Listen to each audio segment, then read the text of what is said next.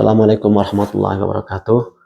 Pada hari yang ke-28 ya, karena membaca wadifah ini sebaiknya memang kalau pas ada acara dibaca bersama-sama bareng-bareng, sehingga termasuk dalam kategori majtama'a qaumun, tidaklah satu kaum berkumpul di rumah-rumah Allah Subhanahu wa taala membaca Al-Qur'an dan berzikir kepada Allah Subhanahu wa taala, kecuali malaikat akan mengerubuti mereka, rahmat akan menutupi mereka, dan turun pada mereka ketenangan. Nah, karenanya kalau kita membaca wadifah ini bersama-sama atau kita membaca sendirian juga, itu kan satu majelis ya, satu tempat kita duduk, maka kita membaca doa kafaratul majelis atau penutup majelis, sehingga mungkin kalau ada kelalaian-kelalaian, ada kesalahan-kesalahan, ada kekurangan-kekurangan, itu semuanya ditutupi oleh Allah Subhanahu wa taala. Makanya kita ucapkan subhanakallahumma bihamdika asyhadu an la ilaha illa anta astaghfiruka wa atubu ilaik. Kita ucapkan 3 kali sehingga mudah-mudahan itu menjadi penutup majelis kita dan dosa-dosa kita diampuni oleh Allah Subhanahu wa taala. Nah, setelah membaca doa penutup majelis ini, baru kita membaca sholawat Allahumma sholli ala sayyidina Muhammadin abdika wa rasulika nabiyil ummi wa ala alihi wa sahbihi wa sallimi taslima adada ma ahata bihi ilmuk wa khatta bihi qalamuk wa ahsahu kitabuk wardallahumma an sadatina Abi Bakrin wa Umar wa Utsman wa Ali wa anis sahabati ajmain wa anit tabi'ina wa tabi'ihim bi ihsanin ila yaumiddin. Subhana rabbika rabbil izzati amma yasifun wa salamun alal mursalin walhamdulillahi rabbil alamin.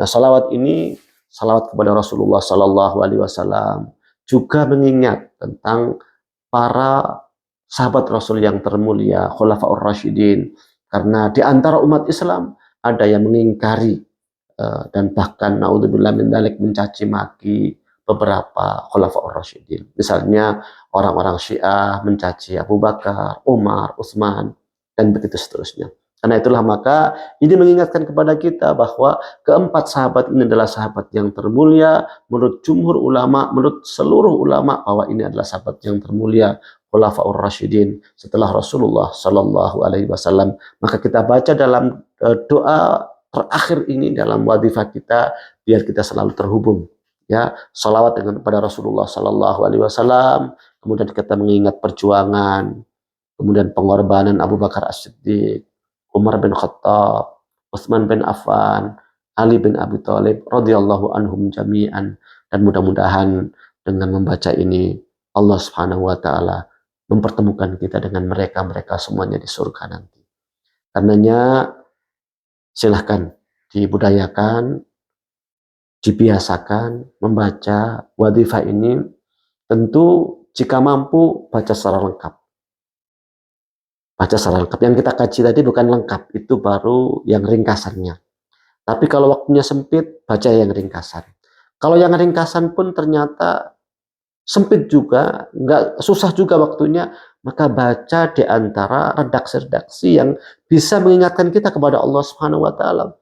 Karena wadifah ini sebetulnya adalah kita baca pagi dan petang itu agar kita fokus kepada Allah Subhanahu wa taala, fokus pada perjalanan hidup kita, dan tidak banyak ke samping kanan, tidak sampai noleh ke kanan, noleh ke kiri, tapi fokus kepada Allah Subhanahu wa taala. Ketika noleh kanan, noleh kiri, pagi hari diingatkan, sore hari diingatkan. Ya, mudah-mudahan semakin terbantu untuk terus fokus kepada Allah Subhanahu wa taala. Fafirru ilallah, berlarilah menuju kepada Allah Subhanahu wa taala. Wassalamualaikum warahmatullahi wabarakatuh.